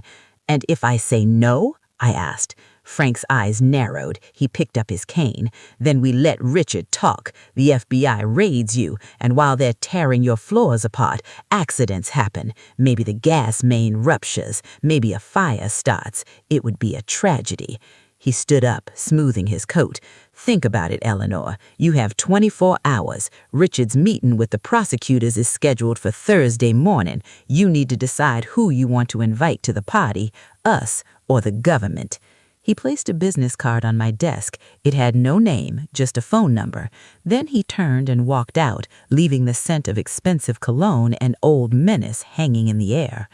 I sank into my chair, my hands shaking. I pressed the buzzer for Maria, but not for the police. "Get me Arthur Penhalgen," I said when she entered. "Now." An hour later, Arthur was sitting where Frank had sat. He looked grave. "A sub-basement?" Arthur asked, rubbing his temples. It's possible. Your father was a genius at structural engineering. If he wanted to hide a room, he could have hidden a room. But Eleanor, you cannot deal with these people. Frank Calabrese is the head of the family. If you let them in, you are an accomplice to conspiracy and obstruction of justice. But if I don't, I argued, pacing the room, Richard wins. He gives up the info, he gets a reduced sentence, maybe he's out in 5 years, and the FBI condemns this center. The center dies. My father's legacy is tarnished forever. Your father's legacy is complicated, Arthur reminded me gently. He built this place to hide their secrets, Eleanor. The fact that he turned on them later doesn't change the fact that the foundation is literally rotten. I redeemed it, I shouted, slamming my hand on the desk. I won't let Richard or Frank take that away. So what do you propose? Arthur asked. I propose we find it first, tonight, before the mob does, before the FBI does. If there is a ledger down there, we find it and we hand it to the authorities ourselves. We control the narrative. We tell the FBI we discovered it during renovations. We hand it over. Richard loses his bargaining chip because the intel is worthless, and Frank loses his leverage. Arthur looked at me with a mixture of horror and admiration. Eleanor, that is incredibly dangerous. If Frank is watching the building, I gave him 24 hours, I said. He thinks I'm a scared housewife who will take the deal. He won't make a move until the deadline passes. We have tonight. Arthur sighed, taking off his glasses and polishing them. I'm a lawyer, Eleanor. I cannot advise you to go digging for mob evidence. However, as the trustee of the property, you have every right to inspect the structural integrity of your own basement. I know a guy, a ground-penetrating radar specialist. He owes me a favor. Call him, I said. That night, the Vance Center was officially closed for emergency maintenance. We sent the residents to a partner hotel for the night. The building was empty, save for me, Arthur, Sarah, who refused to be left behind, and a man named Dave who arrived in an undescript van with a lot of heavy equipment. We went down to the main basement. It was clean, filled with boxes of donated clothes and files. Dave set up his machine, which looked like a lawnmower with a computer screen attached. He pushed it slowly across the concrete floor, his eyes glued to the monitor. The silence was thick. Every creak of the building made me jump. I kept checking the security cameras on my phone, watching the perimeter for Frank's men. "Anything?" Sarah whispered, clutching a flashlight. "Concrete is thick." The stairs leading up from the basement were made of concrete, cold and unyielding beneath the soles of my boots. With every step I took, the briefcase in my hand felt heavier, not just because of the paper inside, but because of the history it held. 10 minutes ago, I was a woman fighting to protect her father's benevolent legacy. Now, I was a woman carrying the proof that her father was a criminal mastermind who had built his empire on the same corruption I was trying to scrub from the world. The cognitive dissonance was deafening. I felt like I was walking through a hall of mirrors where every reflection was distorted. My father wasn't just the mechanic who fixed cars. He was the logistical genius behind a syndicate. And Frank Calabrese wasn't just a threat. He was, in some twisted way, family. I reached the top of the stairs and pushed open the heavy steel door that led to the main hallway of the center. The building was dark, illuminated only by the rain-slicked streetlights filtering through the high windows and the erratic sweep of flashlights dancing across the walls. I could hear the footsteps of heavy men on the linoleum, the clack, clack, clack of intruders who felt they owned the place. I didn't hide. I didn't crouch in the shadows. I walked into the center of the atrium, the space where we usually served coffee and hope to battered women, and I stood under the skylight. "Frank," I called out. My voice didn't tremble. It echoed, sharp and commanding, bouncing off the steel girders my father had installed.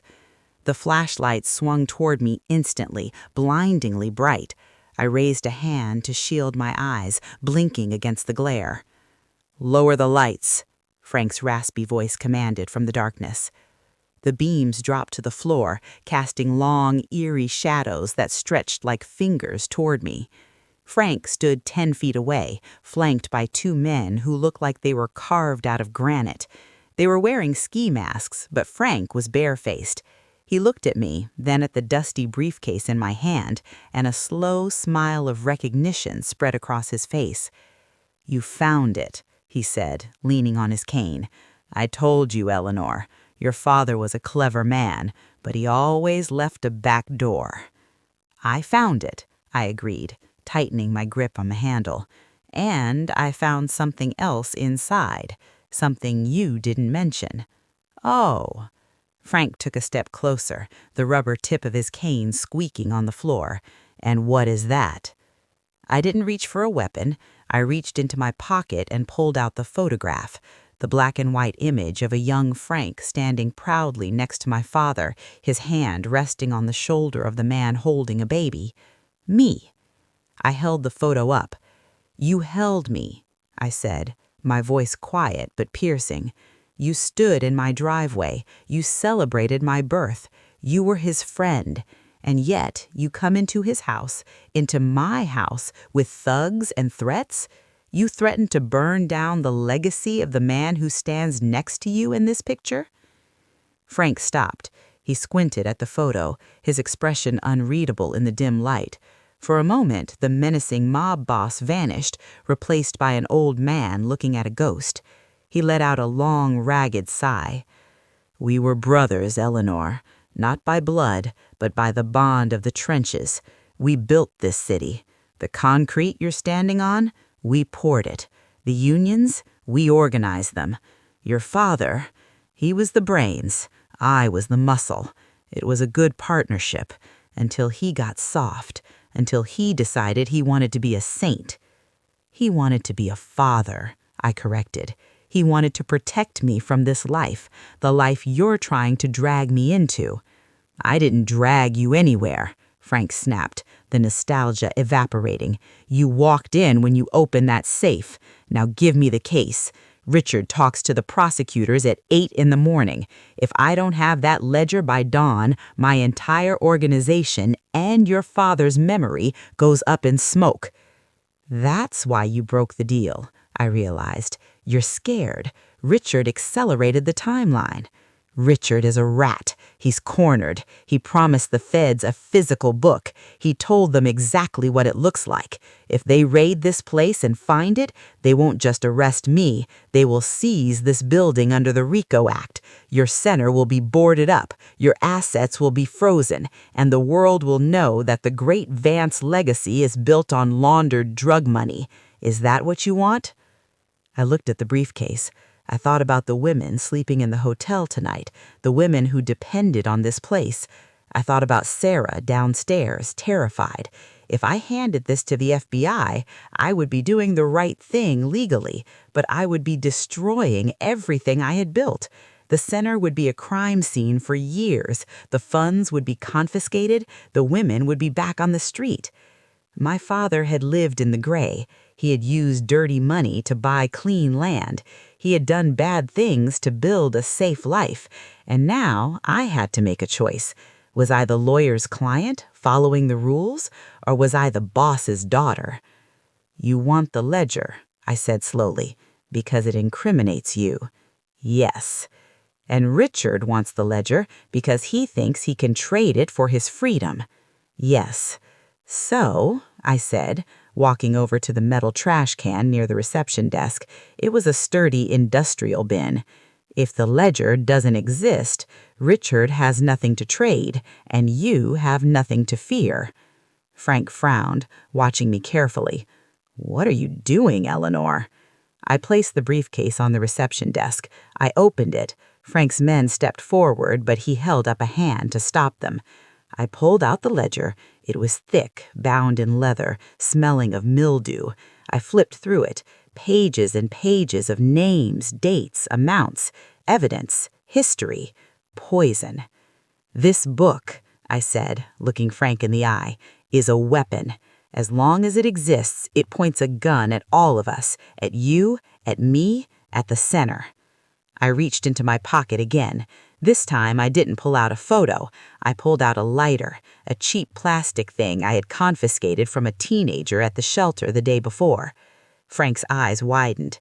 "Eleanor, don't! That's history. That's our insurance."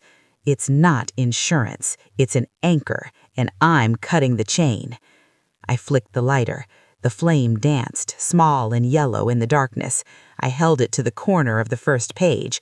The dry old paper caught instantly. "No!" one of the thugs shouted, lunging forward. "Stay back," Frank barked. He didn't move. He just watched, fascinated. I dropped the burning book into the metal trash can. The flames roared up, feeding on 30 years of secrets. I picked up the stack of loose photographs, the evidence of meetings, handshakes, and crimes, and dropped them in too. The fire crackled, casting a warm, flickering glow on our faces. "Richard promised the FBI a book," I said, watching the leather curl and blacken.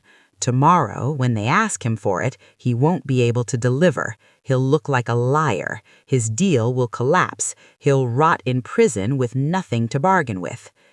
Frank stared into the fire. The orange light reflected in his milky eyes. He looked at the burning book, then he looked at me. There was a shift in his demeanor. The aggression faded, replaced by a strange, grudging respect. "You have his stones. I'll give you that. You have his stones. And you," I said, stepping away from the heat, "have your safety. The evidence against you is gone. You can walk out of here, but hear me clearly, Frank." I walked up to him, close enough to smell the stale tobacco on his coat. "This building is mine. This land is mine. You say you have a gentleman's agreement regarding the basement. Well, the basement is empty now. The agreement is void. If I ever see you or your men or anyone connected to you near this center, I won't need a ledger. I will go to the press. I will tell them everything I remember. I will become the problem you can't make disappear." Frank looked at me for a long beat. He studied my face, searching for fear, but he found none. I had burned the fear in that trash can.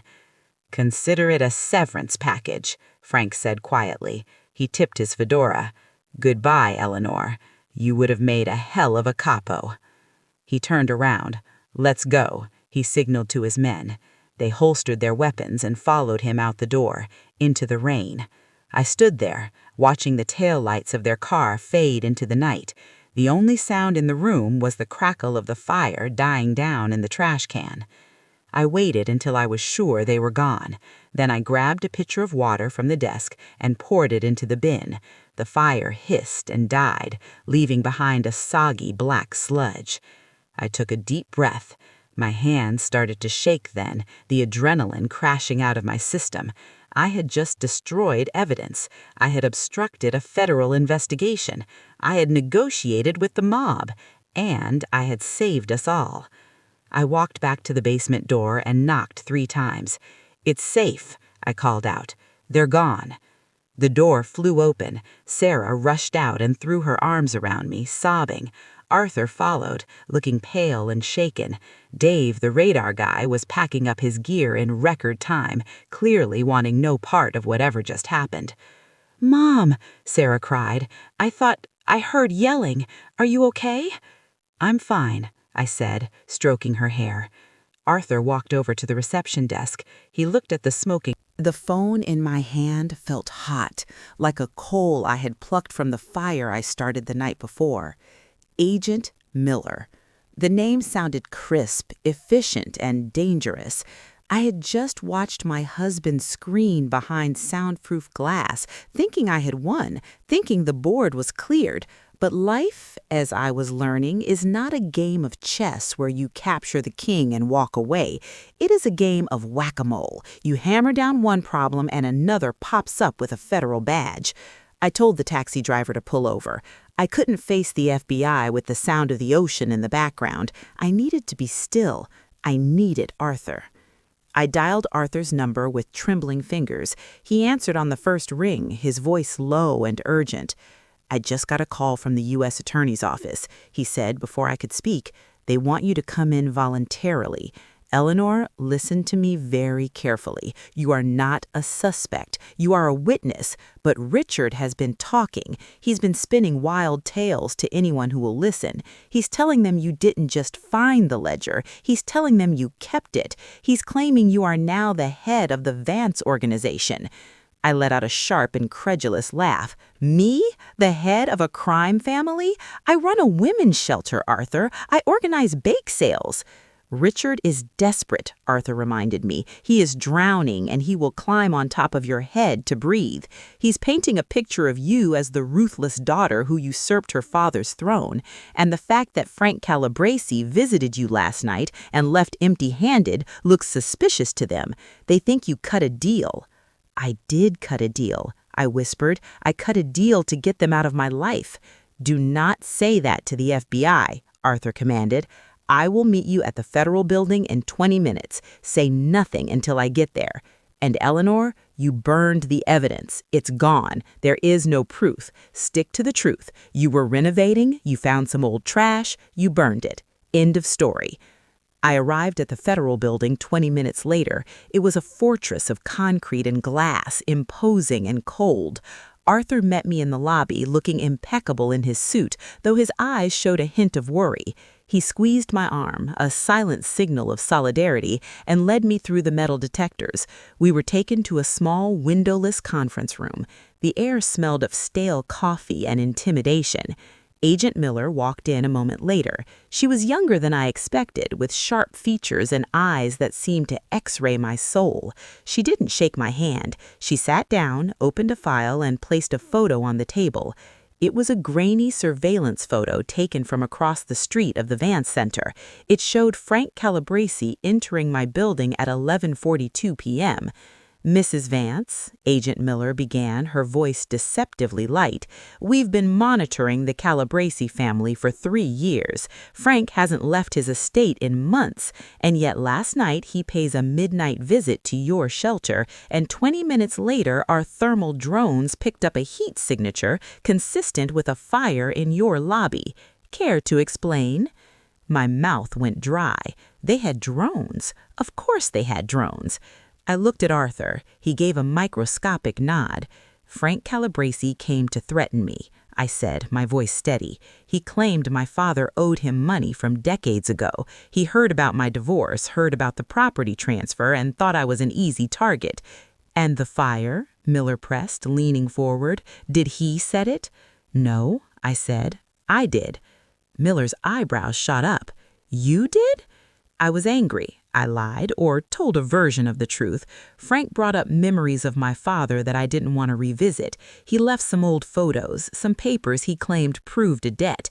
After he left, I was emotional. I put them in the trash can and lit a match. I wanted to purge the past, Agent Miller. I'm renovating the building. I wanted to burn out the rot.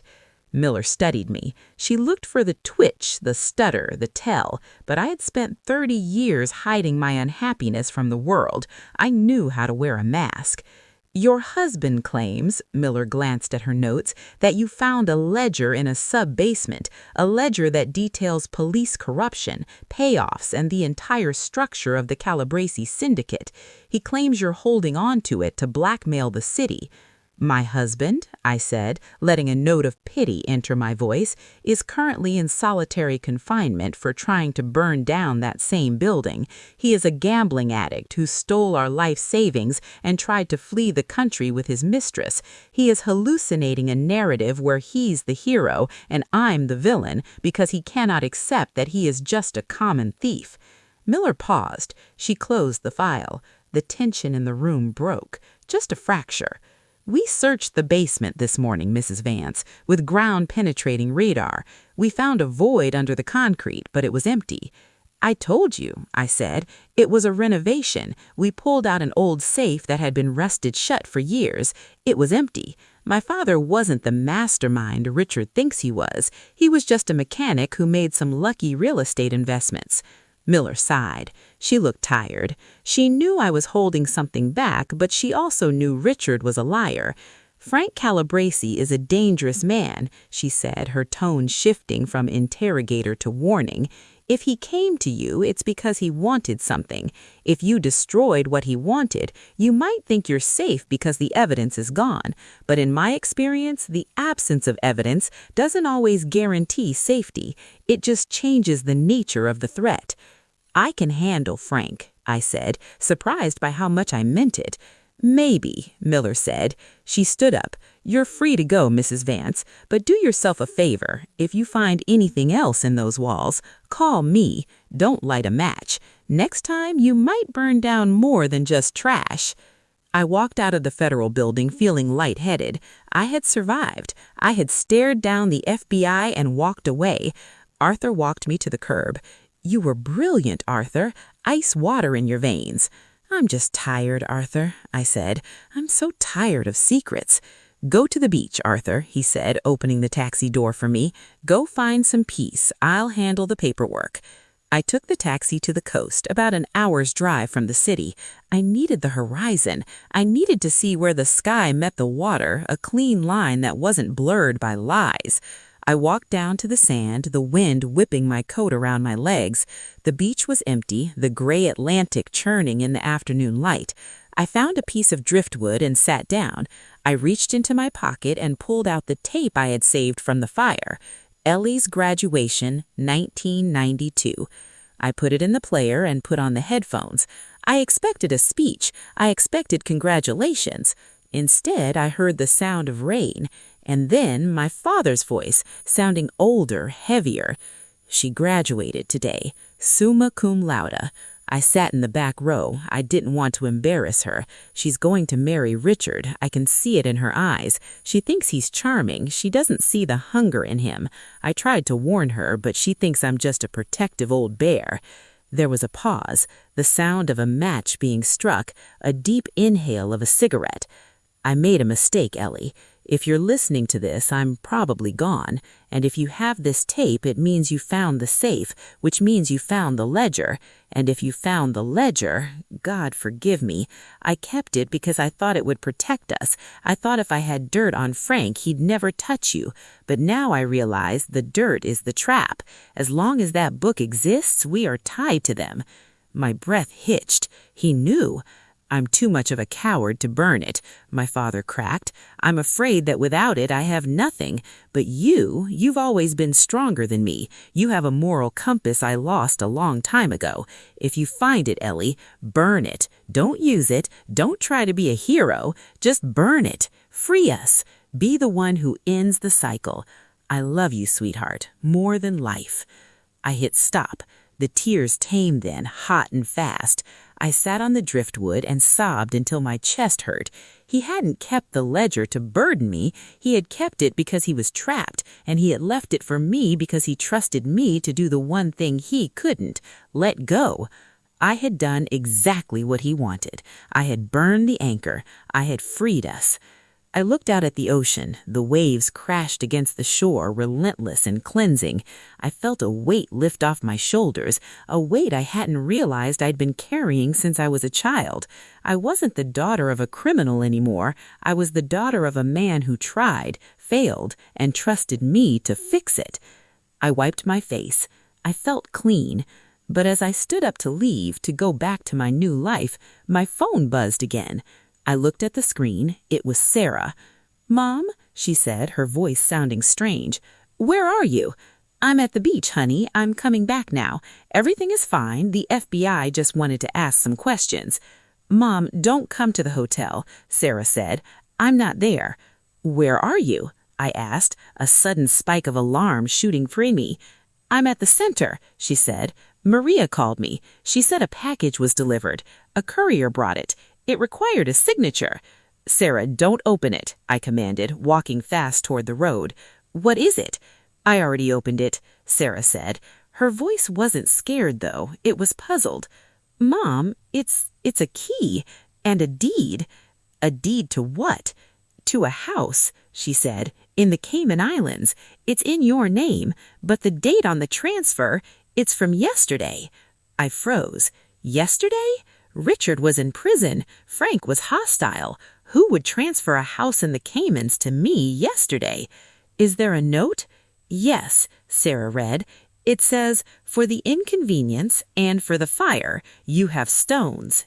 The hum of the digital converter was a rhythmic, soothing sound in the quiet of my hotel room.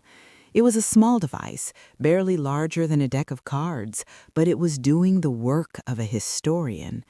I watched the progress bar on my laptop screen crawl from 98% to 99%. With every percentage point, the voice of my father, trapped on magnetic tape for 30 years, buried under concrete and nearly lost to a fire, was being immortalized in the cloud. I wasn't just backing up files, I was building a digital fortress. Agent Miller had warned me that the absence of evidence changes the nature of the threat. She was right. Physical evidence can be burned, stolen, or lost, but digital truth, that lives forever. When the transfer was complete, I encrypted the files and sent them to 3 secure servers, one in Zurich, one in Singapore, and one right here in the city, accessible only by a dead man's switch that would trigger if I didn't log in every 30 days. I wasn't planning on dying, but I also hadn't planned on inheriting a mob war and a Cayman Island estate in the span of a week. Prudence, I had learned, was just paranoia with a better outfit. I took the original tapes, the ones I had saved from the trash can fire, and placed them in a padded envelope. I wouldn't destroy them. They were the physical link to the father I finally understood. He wasn't the saint I had idolized, nor the villain Frank painted him to be. He was a man who walked in the mud so I could walk on the sidewalk. I owed him the dignity of preservation. The next morning, I walked into Arthur's office with the Cayman Island deed in my purse. Arthur looked like he had aged 5 years in the last 5 days. He was drinking an espresso and staring out the window at the skyline. "You're back," he said, turning around. "And you look determined. That usually means more work for me." "It means a solution, Arthur," I said, placing the deed on his desk. "Frank Calabrese gave me a house. It's a bribe, a peace offering, a reward for burning the ledger." Arthur picked up the document. "Villa Serenity, Grand Cayman, estimated value $4 million. It's a generous bribe." "It's blood money," I said, sitting down. "It was bought with the proceeds of the crimes my father helped facilitate. I don't want it. I don't want a vacation in it. I don't even want to see it." "So we return it?" Arthur suggested. "Send a message that you can't be bought?" "No," I said, leaning forward. "If I return it, I insult him. I reopen the hostility. Frank values respect above all else. Accepting the gift is the respectful move, but keeping it, that's against my principles." "So what do you propose?" "I want to sell it," I said, quietly, immediately, through a shell company so it doesn't trace back to Frank or raise red flags with the IRS immediately. And then I want to take every single penny of that $4 million and donate it anonymously to the Vance Center. Arthur stared at me. His mouth twitched, fighting a smile. "You want to launder the mob's bribe into a charitable donation to help the victims of financial abuse?" "I prefer the term reallocating resources," I said dryly. "Frank thinks he paid me off. I want to use his money to hire 3 more lawyers, build a new dormitory, and start a scholarship fund for women like Tiffany Close who need to get their lives back on track. It's poetic justice, Arthur, and it's the only way to wash that money clean." Arthur chuckled, shaking his head. "Your father would have loved this. It's exactly the kind of move he would have made. Audacious, ethical, murky, but effective, absolutely. Can you do it? For you, Eleanor, I can move mountains. Give me 48 hours." I left his office feeling lighter than air. The house in the Caymans was a symbol of my father's dark past. By turning it into a shelter, I was transmuting lead into gold. I was fixing the foundation. I went to the center. The atmosphere was buzzing. We had reopened fully after the renovations, and the energy was different. The women seemed to stand taller. Maybe they sensed the shift in me. I wasn't just the lady who signed the checks anymore. I was the woman who stared down the devil in the lobby and won. Sarah was at the front desk, helping a young mother fill out housing applications. She looked up when I walked in, her face bright. "Mom, you missed the morning meeting. We have 5 new intakes today." "That's wonderful," I said, kissing her cheek. "I was just handling some estate business with Arthur. How are you holding up?" "I'm good," she said, and for the first time in months I believed her. "Actually, I wanted to show you something. A letter came for you from the detention center." My stomach dropped. Richard. Sarah handed me the envelope. It was standard issue, stamped with censored in red ink. I took it, feeling the flimsy paper beneath my fingers. "Do you want me to throw it away?" Sarah asked gently. "No," I said. "I need to read it." I took the letter into my office, my father's old office, and closed the door. I sat in the leather chair and slit the envelope open. Richard's handwriting, usually so jagged and rushed, was small and cramped. "Ellie, they tell me I'm going to trial in 3 weeks. Arthur isn't representing me, obviously. I have a public defender. He says I'm looking at 20 years. He says my only hope is to plead guilty and ask for mercy. I sit here in this cell, and I think about the house. I think about the Sunday dinners. I think about the garden. I know you hate me. I know I deserve it. But I need you to know one thing. I didn't do it because I stopped loving you. I did it because I was weak. I was always weak. Your father knew it. You knew it. I just wanted to be the big man for once. I wanted to be the one with the secrets. I heard about the fire. I heard the ledger is gone. You saved yourself, Ellie, but you also saved me. If that book had come out, Frank would have had me killed in here within a week. You burned the evidence that would have buried me, even though you had every right to hand it over. Why? Maybe you still love me, or maybe you're just better than me. Probably the latter. Don't visit. I don't want you to see me in the jumpsuit again. Just take care of Sarah and tell her I'm sorry. Richard. I lowered the letter. I didn't cry. I waited for the tears, for the pang of longing, for the anger. But there was nothing, just a quiet, profound pity. Richard was right. He was weak. He had spent his life trying to outrun his own mediocrity by borrowing prestige from criminals. He destroyed our family not out of malice, but out of a desperate, pathetic need to feel important. He thought I burned the ledger to save him. He didn't understand that I burned it to erase him. I burned it so that my life and Sarah's life would no longer be defined by his mistakes. I folded the letter and placed it in the shredder.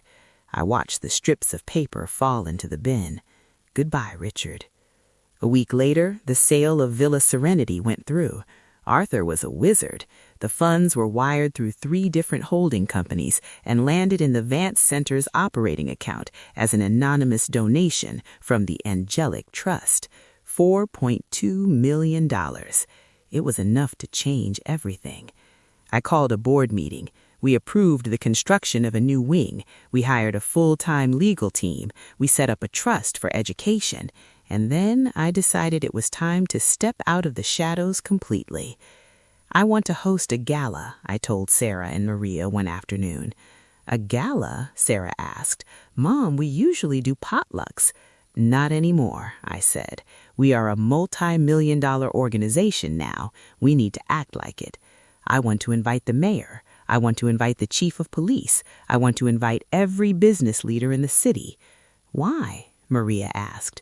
"Because," I said, looking at the fresh paint on the walls, "for 30 years, the Vance name was whispered in back rooms. It was associated with grease, secrets, and fear. I want to say it out loud. I want to redefine it. I want them to know that we are here, we are powerful, and we have nothing to hide." The preparations took a month. We transformed the warehouse. We hung lights from the industrial beams. We brought in caterers. We set up a stage where the stolen cars used to be parked. On the night of the gala, I wore the black dress I had bought the day I left Richard. I wore my father's pearls. I looked in the mirror. The woman staring back wasn't the housewife who had been evicted in the rain. She was the CEO of her own destiny. The turnout was incredible. The mayor came. Agent Miller came. She stood in the back, sipping sparkling water, watching me with a guarded expression. Mrs. Gable from the old neighborhood managed to snag an invite, looking around with wide eyes, trying to reconcile the poor Eleanor narrative with the reality of the champagne flute in her hand. I walked up to the podium. The room went silent. I looked out at the sea of faces. Sarah was in the front row, beaming. Arthur gave me a thumbs up. "Good evening," I said, my voice strong and clear. "My name is Eleanor Vance. Many of you know my father, Thomas Vance. He built this building with his own hands. He was a man of few words, but he believed in protection. He believed that everyone deserves a safe place to land when the storm hits." I paused. I caught Agent Miller's eye. She nodded slightly.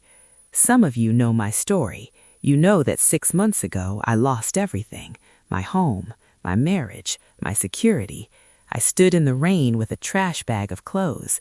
I thought my life was over, but I was wrong." The morning sun filtered through the blinds of Arthur Penhaligon's office, illuminating the dust motes dancing in the air. It was a stark contrast to the smoke and shadows of the last 6 months.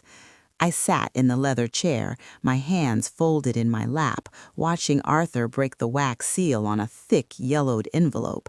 This was the final piece of the puzzle, the codicil, the last word my father had left for me, timed to be revealed only after I had proven I could navigate the treacherous waters he had left behind. Sarah sat beside me, her hand resting on my arm. She was no longer the frightened girl who had cowered in the hallway. She was a partner, a witness, and the future of the Vance legacy.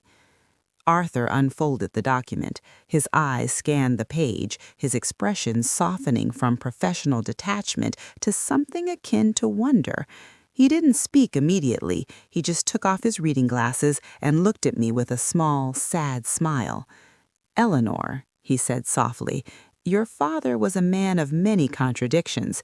He spent his life building a fortress of concrete and money to keep you safe, but it seems he knew that a fortress is not a home." He slid the document across the desk, along with a heavy brass key.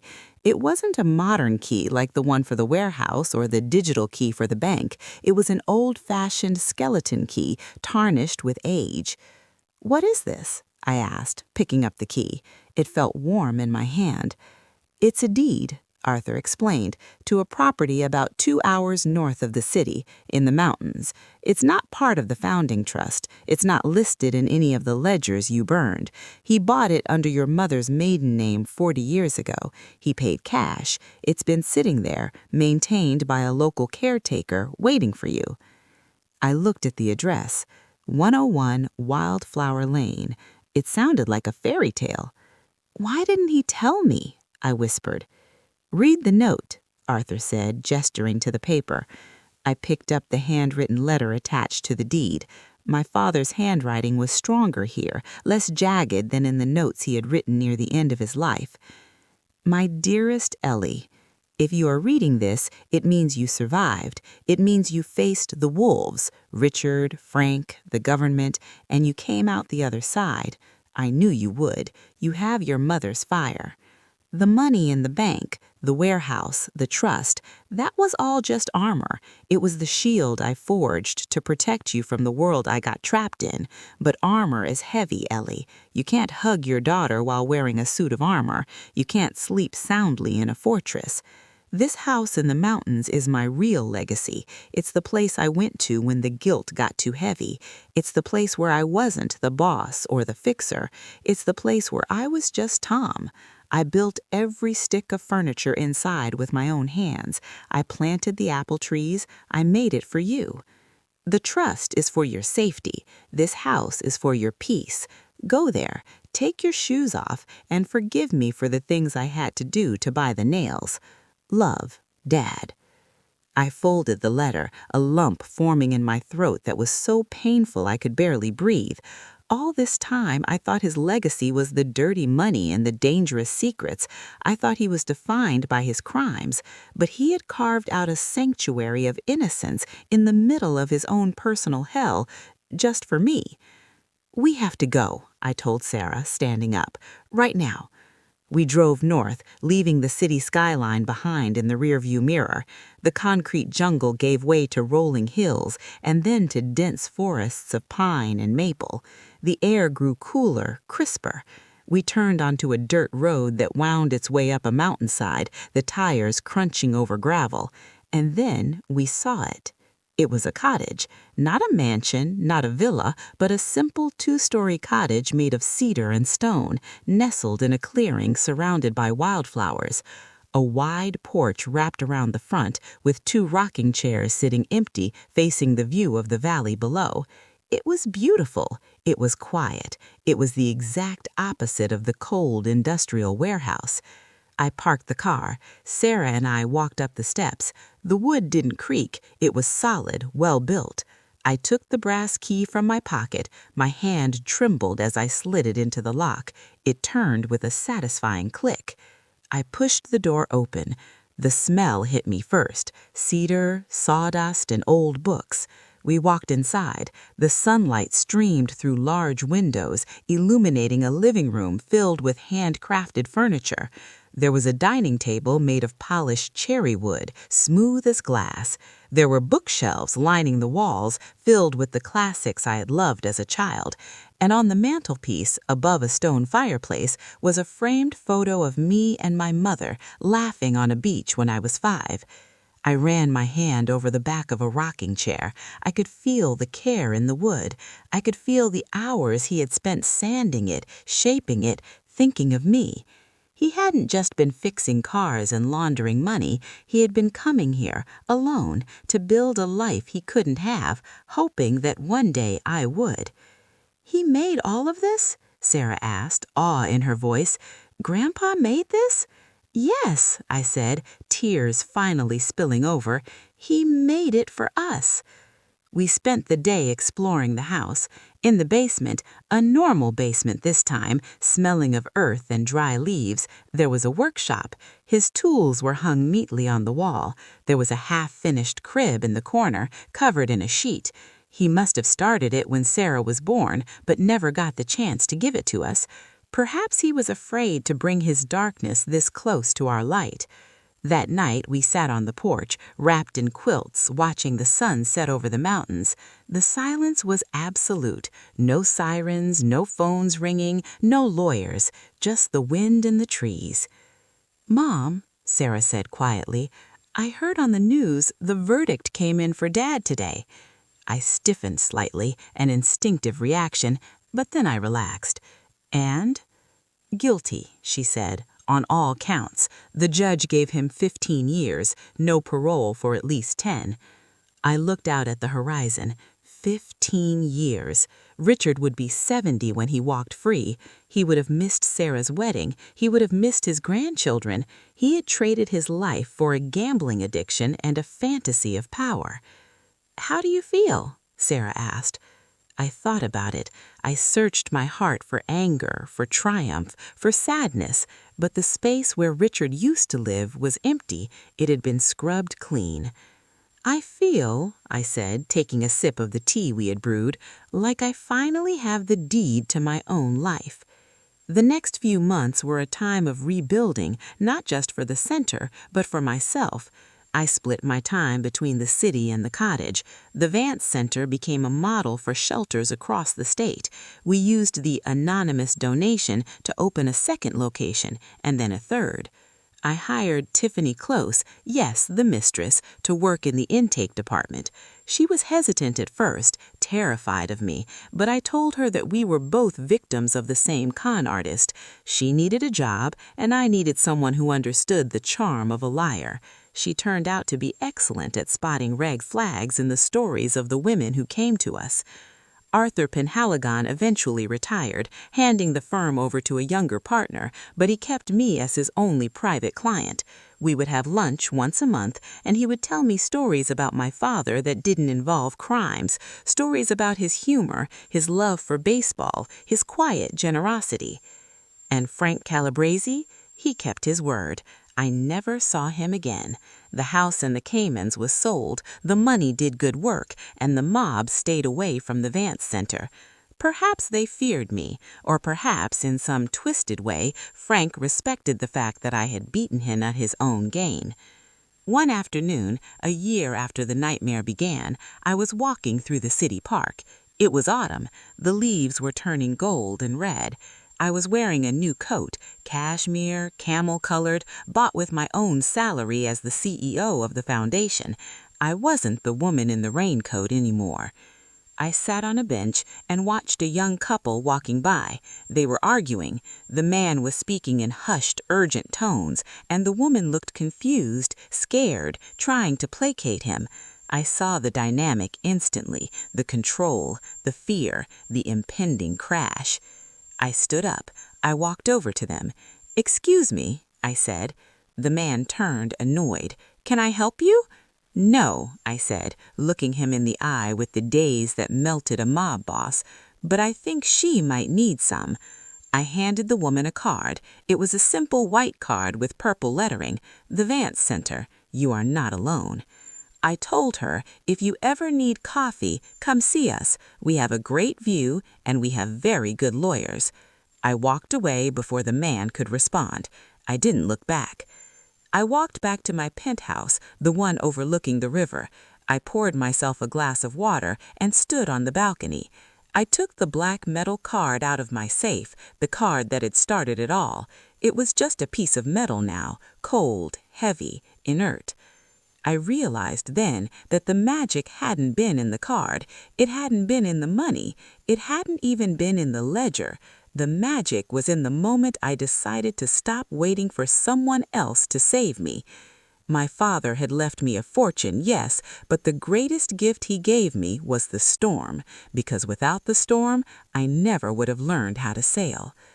I went back inside and placed the card in a drawer right next to the old cassette tapes and the skeleton